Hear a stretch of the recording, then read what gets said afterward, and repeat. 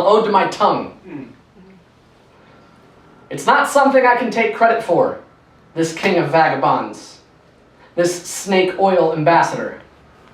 I never underwent formal training, no years of elocution lessons nor ortho-calisthenics. I got it from my great-uncle Lev, who inherited it from his great-uncle twice-removed Vladik, the flea circus ringmaster who ripped it out of his prized golden parrot after she took up the voice of his wife, stolen by pogroms, one winter before.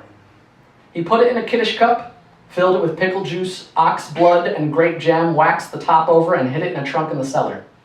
After he died of a black rot of unspecified origins, Lev found instructions in the will to bring it to the first seed of the family crossed over to the next world, and so, in firm respect for the dead, he wrapped it in printed wax paper like a saltwater taffy and said, "Doctor's orders," when I looked twice at this strange foreign candy.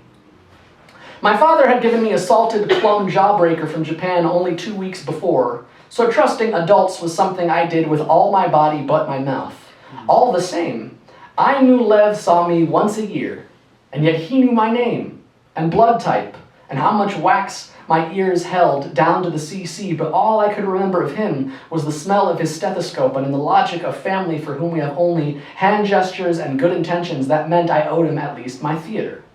So I took the writhing thing and let it sit in my mouth and melt onto my real, clumsy, 7-year-old spit nub and smiled wide enough that my mother didn't have to translate, and found, year by year, as if through blood quickening, how naturally the trills reverberated out of my larynx, how the hets and irons began to march out of my throat like soldiers on a homecoming parade.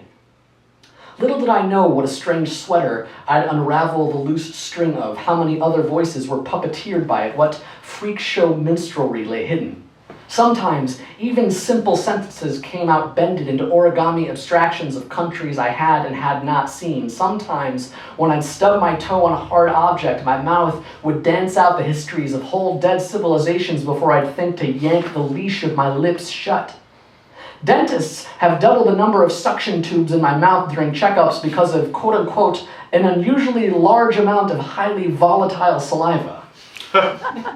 After he took my wisdom teeth out, one Dr. Stephen Payne, side note, that's his real name, took an extended leave of absence to Kamchatka and never returned. A year later, I stumbled upon a picture of a man with the same powder blue eyes, rosy cheeks, and bald spot, naked and tattooed head to toe with the opening verses of the Mahabharata.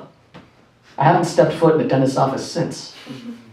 I've been training to keep it in check, disrupting its vociferous hexes with beatboxing and record scratch, trying to confuse its voodoo logic with nonsense poetry and multilingual riddles, but the thing is tireless. It runs circles around school teachers, whip cracks at the television if I watch MSNBC for too long. It drools rainbows that stain my dreams. It is a kicked hornet's nest and the syrup inside. It is a cactus of diamonds, all glint and flash and needle. I'm always mystified by the carnival and afraid of the sting. It is a venomous and impatient prick.